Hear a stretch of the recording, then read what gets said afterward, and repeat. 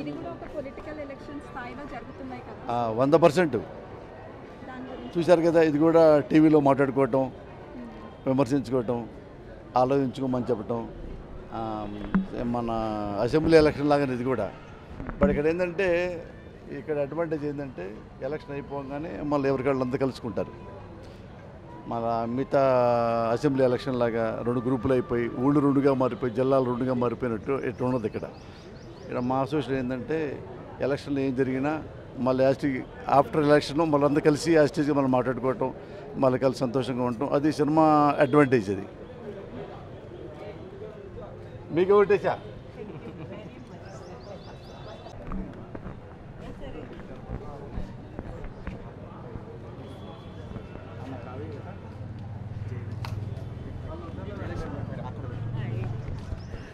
ఏం కావాలి, ఏం మాట్లాడమంటారు? అందరం మనుషులమే కదా, అక్కడ మనుషులే ఇక్కడ మనుషులే కాబట్టి ఆలోచనలు భావాలు అనేవి ఎక్కడైనా ఒకటే ఉంటాయి. కొన్ని సందర్భాల్లో అలా సరదాగా అన్నీ జరిగిపోతాయి, లేకపోతే ఒక అండర్స్టాండింగ్తో జరిగిపోతాయి. కానీ కొన్ని సందర్భాల్లో ఇలాంటి పరిస్థితులు వస్తాయి. అన్నీ మన మంచికి.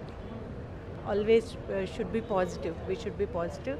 I believe that, I follow that, and I advise the people to be like that. ఇంకా మూవీ ఇండస్ట్రీలో ఎలాంటి డెవలప్మెంట్స్ కోరుకుంటున్నారు? చాలా డెవలప్మెంట్స్ కావాలండి. ఎందుకంటే ముఖ్యంగా మా సభ్యులకు